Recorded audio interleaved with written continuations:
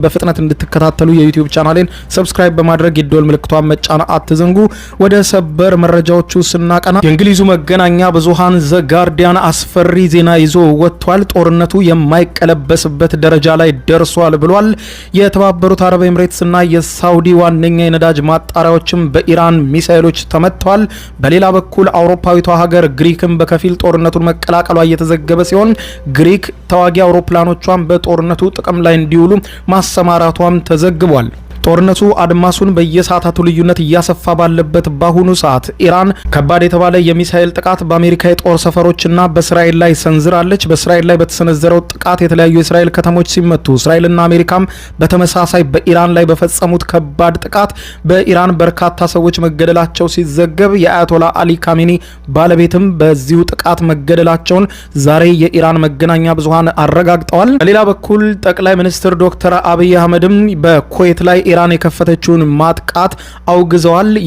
ይህንንም የሉዓላዊ ሀገር ጥሰት ነው ብለውታል ጠቅላይ ሚኒስትር ዶክተር አብይ አህመድ። ኢትዮጵያ ኩዌትን በማንኛውም መልኩ ትደግፋለች ሲሉም ተደምጠዋል። ጠቅላይ ሚኒስትር ዶክተር አብይ አህመድ ከኩዌቱ አልጋውራሽ ጋር በነበራቸው የስልክ ቆይታ ምን ተነጋገሩ በዝርዝር የማስደምጣችሁ ሲሆን የአሜሪካው የጦር ሚኒስትር ይህንን ጦርነት እኛ አልጀመርንም ሲሉ መናገራቸው ማነጋጋሪ ሆኗል።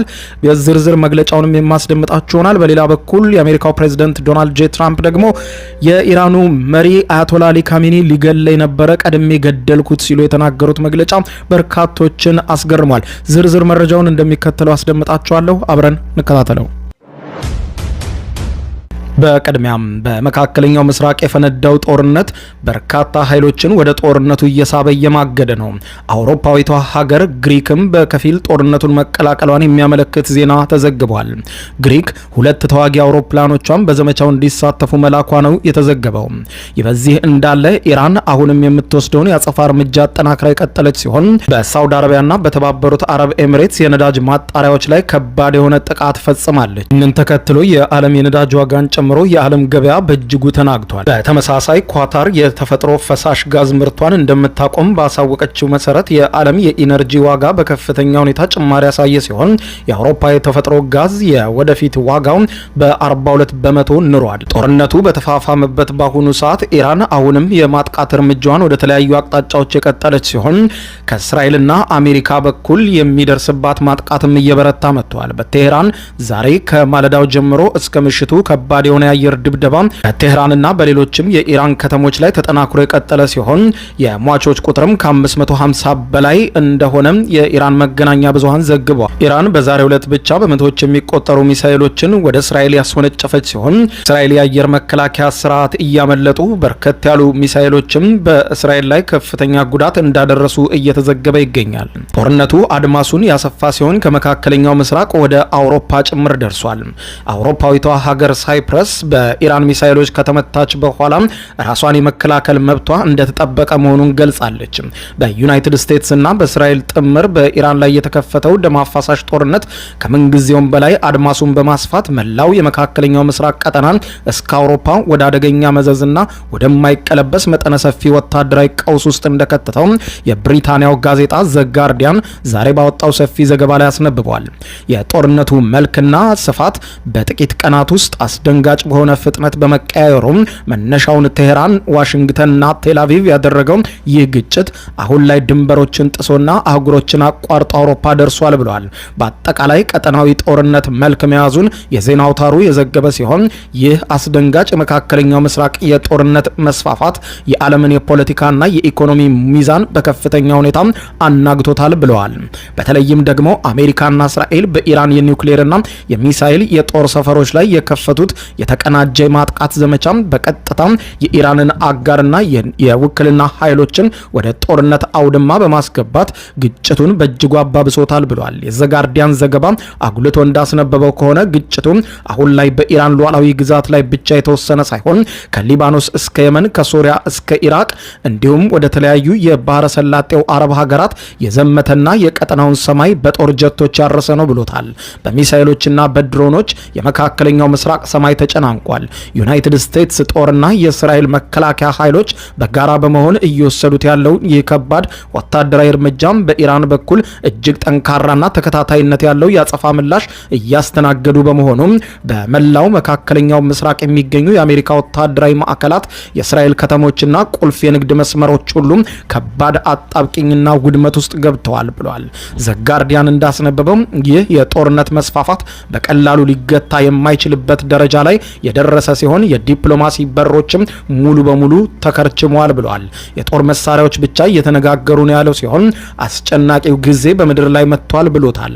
አሜሪካ በመካከለኛው ምስራቅ ያላትን ፖለቲካዊና ወታደራዊ በላይነት ለማስጠበቅ እንዲሁም እስራኤል የህልውናዋን ስጋት ብላ የምትጠራትን ኢራንን ወታደራዊ አቅም ለማዳከም የጀመሩት ይህ የተባበረ ዘመቻ በተቃራኒው መላውን ቀጠና ወደ እሳት ቀለበትነት ቀይሮታል።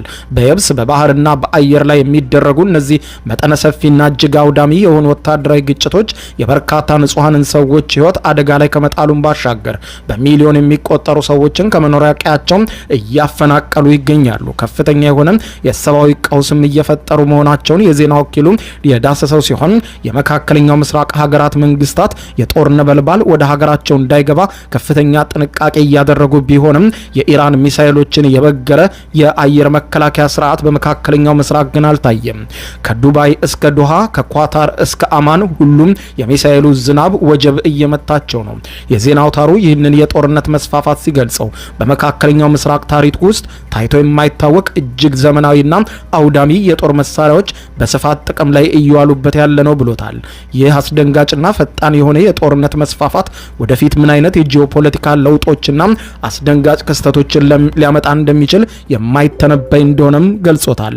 በጦርነት ውስጥ ሌላኛው አስገራሚ የሆነው ደግሞ በዛሬው ዕለት ዩናይትድ ስቴትስ አሜሪካ የሰጠችው መግለጫ ነው። ዛሬ ከሰዓታት በፊት የዩናይትድ ስቴትስ የመከላከያ ኃላፊ በሰጡት መግለጫ ጦርነቱን እኛ አልጀመርንም ግን እንጨርሰዋለን ሲሉ ተናግረዋል። ይህ ደግሞ በመላው ዓለም ጦርነቱ ጀማሪ እስራኤልና አሜሪካ መሆናቸውን የተገነዘበ ሁሉ በጉዳዩ ዙሪያ ጥያቄ እንዲያነሳ አድርጎታል። የአሜሪካ መከላከያ ጸሐፊ ፔት ሄግሴት በኢራን ላይ የሚወሰደው እርምጃ በታሪክ በጣም የከፋው ውስብስብ እየሆነ ያለና ኢላማውን እየመታ ነው ሲሉ የአሜሪካን ስኬት አጉልተው ለመናገር ሞክረዋል። የመከላከያ ኃላፊው ፒት ሄግሴት ሲናገሩ በሰጡት መግለጫ ጦርነቱን እኛ አልጀመርነውም ብለዋል። በጉዳዩ ዙሪያ ግን ማብራሪያ አልሰጡበትም። ጦርነቱን እኛ አልጀመርነውም፣ በፕሬዝዳንት ትራምፕ አስተዳደር ስር ግን ይህንን እኛ ያልጀመርነውን ጦርነት ገብተን እንቋጨዋለን ብለዋል። ኢራን የኒውክሌር ጦር ለመገንባት አይደለም በሚል እየዋሸችን ነበረ ያሉት የጦር ኃላፊው ፒት ሄግሴት አሜሪካም በኢራን ላይ የምታደርገውን ጥቃት ወደማያልቅ ጦርነት አያመራም፣ እንቆጣጠረዋለን እመኑን ሲሉ ተደምጠዋል። የአሜሪካ ግብ የኢራንን ሚሳኤልና የደህንነት መዋቅር መበጣጠስና ማውደም ብቻ ነው። ይህንን ካደረግን ጦርነቱ ይቆማል ብለዋል። ኢራን የኒውክሌር መርሃ ግብሯን ሰላማዊ እንደሆነ በተደጋጋሚ ትገልጽልን ነበረ ያሉት መከላከያ ጸሐፊው ግን ሰላማዊ የኒውክሌር ፍላጎት ተራራ ስር አይደበቅም። ሰላማዊ ከሆነ ለምን ደብቃ ታደርገዋለች? ስለዚህም ይህንን እርምጃ ለመውሰድ እንደ ምክንያት ሆኖናል ብለዋል። ሚሳኤል ለማከማቸትና የኒውክሌር ጦር ግንባታ ፍላጎታቸውን ለማሳካት ጊዜ እየገዙ ነበረ። እንደራደር የሚሉን እኛ ሞከርን ግን አልሆነም። ስለዚህ አሁን ኢራናውያን ይህንን ታላቅ እድል ተጠቅመው መንግስታቸውን እንዲጥሉ ነው የማበረታታው ብለዋል። በሌላ በኩል የሰሜን አትላንቲክ የጦር ቃል ኪዳን ድርጅት ኔቶ ጉዳዩን በቅርበት እየተከታተለ እንደሆነ ገልጾ የኔቶ ዋና ጸሐፊ በሰጡት መግለጫ አሜሪካ በኢራን ላይ የወሰደችውን እርምጃ እንደግፋለን ሲሉ ተደምጠዋል። የሰሜን አትላንቲክ ጦር ቃል ኪዳን ድርጅት ኔቶ ዋና ጸሐፊ ማርክ ሩት አሜሪካ በኢራን ላይ የወሰደችውን እርምጃ ደግፋለሁ ሲሉ ለቢቢሲ መናገራቸው ሌላኛው የመነጋገሪያ ርዕስ ሆኗል። ኢራን ለአውሮፓ፣ ለእስራኤል እንዲሁም ለቀጠናው ስጋት ናት ያሉት ማርክ ሩት በቴህራን ላይ ከሚወሰደው እርምጃ ጋር በተያያዘ አውሮፓ እየተጠናከረ ነው ሲሉ ተደምጠዋል። አሜሪካና እስራኤል በኢራን ላይ ጥቃት ለመፈጸም እየተዘጋጁ እንደነበረ ቀድመው ያውቁ እንደሆነ ከቢቢሲ የተጠየቁት ዋና ጸሐፊው ዝርዝር ጉዳዮችን በይፋ መናገር አልፈልግም፣ ነገር ግን ብዙ ንግግር ከአሜሪካ ጋር እያደረግን ነበረ በማለት ተናግረዋል። ኔቶ በኢራን ላይ የሚወስደውን እርምጃ የሚቀላቀል እንደሆነ ተጠይቀው በፍጹም አንቀላቀልም፣ እኛ በአሜሪካ ላይ የተከፈተውን ጦርነት የምንቀላቀለው መከላከለውም ሆነ በአባል ሀገራችን ላይ ጥቃት ሲከፈት የምናደርገው መከላከልም ሆነ ዘመቻ የሚወሰነው በሁሉም አባል ሀገራቱ ስምምነት ነው ብለዋል። ይህንን የኔቶ አባል ሀገር የሆነችው ቱርክ ደግሞ አሜሪካና እስራኤል የከፈቱትን ጦርነት አትደግፈውም። ታዲያ ከዚህ ጋር በተገናኘ የኔቶ ዋና ኃላፊ ሲናገሩ በፍጹም ይህን ጦርነት አንቀላቀልም በማለት ጠቅሰው ይሄ ግልጽ የሆነ ጦርነት ነው፣ የአሜሪካና የእስራኤላውያን ዘመቻ ነው፣ ስለዚህ እነርሱ ይወጡታል ብለን እናስባለን ብለዋል። ኔቶና በቀጠናው ያሉ ወዳጆቻችን በኢራን ጥቃት ተከፍቶባቸዋል። በዚህ ሁኔታ ውስጥ ማድረግ የሚችሉትን እያደረጉ ነው፣ እየተከላከሉ ነው ራሳቸውን። እኛ ግን የአባል ሀገራቱ ሲስማሙ ነው የምንዘምተው ብለዋል። ሌላ በኩል አነጋጋሪው የዛሬው መግለጫ ደግሞ አሁን አመሻሹን ፕሬዚደንት ዶናልድ ጄ ትራምፕ የተናገሩት ነው። አያቶላ ሊገለኝ አስቦ ነበር፣ እኔ ግን ቀድሜ ገደልኩት ሲሉ ትራምፕ ለመገናኛ ብዙሃን ተናግረዋል። ፕሬዚደንት ዶናልድ ጄ ትራምፕ ከኤቢሲ ኒውስ ጋር ባደረጉት ቃለ ምልልስ የኢራኑ መንፈሳዊ መሪ አያቶላ አሊ ካሜኒ በእርሳቸው ላይ የግድያ ሙከራ ለማድረግ እየተዘጋጁ እንደነበረ ገልጸው ነገር ግን ሳይቀድመኝ ቀድሜዋለሁ የሚል ነገር ተናግረዋል። ይህንንም ሲገልጹ ትራምፕ እርሱ እኔን ከመግደሉ በፊት እኔ ቀደምኩትና ገደልኩት፣ በእኔ ላይ 2 ጊዜ የግድያ ሙከራ ሞክሮ ነበር፣ አልተሳካለትም። አሁን ግን ለሶስተኛ ጊዜ ሲሞክር ቀድሜዋለሁ በማለት በኢራን መሪዎች ላይ የተወሰደውን ወታደራዊ ጥቃት አረጋግጠዋል። ይህ መግለጫ የወጣው በአሜሪካና በኢራን መካከል ያለውን ወታደራዊ ውጥረት በከፍተኛ ሁኔታ በናረበትና በዋሽንግተንና ቴህራን የሚያደርጉትን የአየር ላይ ጥቃት ባጠናከሩበት ወቅት ነው። በሌላ በኩል የእስራኤልና የአሜሪካ የተቀናጀ ጥቃት በኢራን ላይ አሁንም መጠኑ ተስፋፍቶ የቀጠለ ሲሆን ዛሬ በተደረገው ጥቃትም የቀድሞው የኢራን መንፈሳዊ መሪ አያቶላ አሊ ካሜኒ ባለቤት በአየር ድብደባ በደረሰባቸው ከባድ ጉዳት ህይወታቸው ማለፉን መገናኛ ብዙሃን አረጋግጠዋል። ይህ በዚህ እንዳለ የተባበሩት አረብ ኤምሬትስ ዛሬ ምሽቱን ጀምሮ በከፊል በአውሮፕላኖቿን በሀገሯ ያሉ ቱሪስቶችን እያስወጣች ሲሆን መጠነኛ በረራዎች እንደ ሁኔታው የፈቀደችው ኤምሬት ደህንነቱ በተረጋገጠ ሁኔታ ቱሪስቶችም ሆነ ለስራ ለሌላም ጉዳይ ወደ ተባበሩት አረብ ኤምሬትስ የመጡ ወደ ሀገራቸው እንዲመለሱ መጠነኛ በረራዎች እየተዘጋጁ ሲሆን መንገደኞች በእጅ ስልካቸው መልእክት ሲደርሳቸው ብቻ ወደ አየር መንገድ በፍጥነት ሄደው እንዲሳፈሩ ትዕዛዝ ሰጥታለች። መልእክት ያልደረሳቸው መንገደኞች ወደ ኤርፖርት እንዳትመጡ ገደብ ያለው በረራ ብቻ ነው የተፈቀደው ስትል ኤምሬት አስታውቃለች። ጥቃቱ እየተጠናከረ መሆኑን ተከትሎ መላው የመካከለኛው ምስራቅ የአረብ ሀገራት በከፍተኛ ስጋት ላይ ይገኛሉ። ይህ በዚህ እንዳለ ጠቅላይ ሚኒስትር ዶክተር አብይ አህመድ በኩዌት ሉዓላዊ ግዛት ላይ የተፈጸመውን ጥቃት አውግዘዋል። ጠቅላይ ሚኒስትር ዶክተር አብይ አህመድ ከኩዌት ልዑል አልጋ ወራሽ ጋር ባደረጉት ውይይት በሀገሪቱ ሉዓላዊ ግዛትና የአየር ክልል ላይ በኢራን የሚፈጸም ጥቃት በጽኑ ማውገዛቸውን የኩዌቱ የዜና ወኪል ዘግቧል። ጠቅላይ ሚኒስትር ዶክተር አብይ አህመድ ድርጊቱም የዓለም አቀፍ ሕግና የተባበሩት መንግስታት ድርጅት ቻርተር ጥሰት ነው ማለታቸውን ዘገባው አመልክቷል። ጠቅላይ ሚኒስትር ዶክተር አብይ አህመድ ከልዑል አልጋ ወራሹ ጋር በነበራቸው የስልክ ንግግር ወቅት የኩዌት ዜጎችና ተቋማት ላይ የሚደርሱ ጥቃቶችን አውግዘዋል ብለዋል።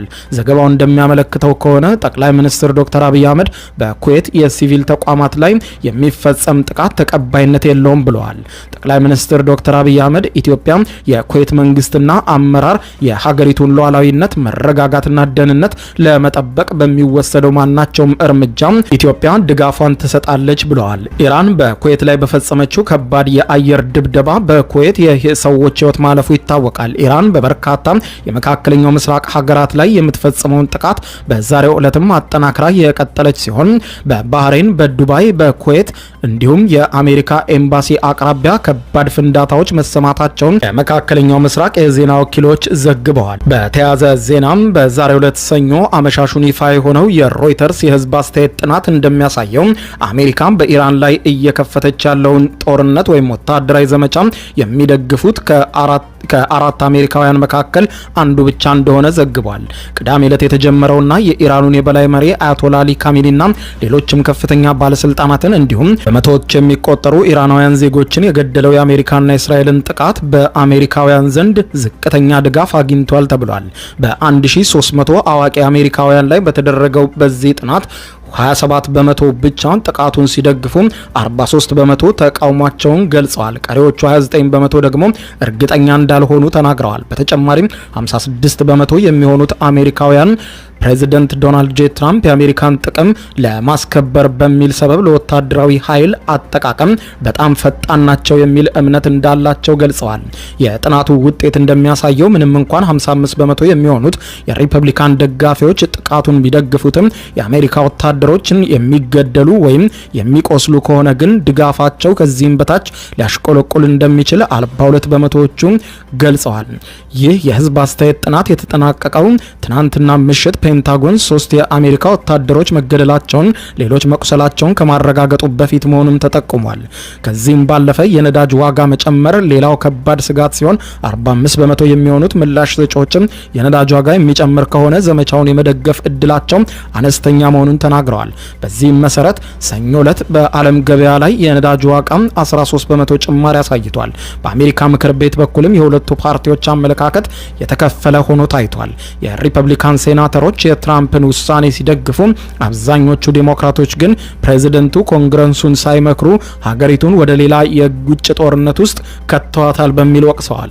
ሴናተር ቲም ኬን የትራምፕን ወታደራዊ ስልጣን ለመገደብ በዚህ ሳምንት የውሳኔ ሀሳብ እንዲጸድቅ ግፊት እንደሚያደርጉም ያስታወቁ ሲሆን የውጭ ጉዳይ ሚኒስትሩ ማርኮ ሩቢዮ ጥቃቱ ከመጀመሩ ከጥቂት ሰዓታት በፊት ጥቂት የኮንግረስ መሪዎችን ብቻ ማሳወቃቸውም ሌላው አወዛጋቢ ጉዳይ እንዲሆን አድርጎታልም ተብሏል። ክቡራን አድማጮች ለሰዓቱ ብታደምጧቸው መልካም ናቸው ያልኳቸው አጫጭር መረጃዎች የሰማችኋቸው ናቸው። ከሰዓታት በኋላ በሌላ መረጃ ተመልሰን እስከምንገናኝ በያለንበት የዓለም ዳር ቸር እንቆይ።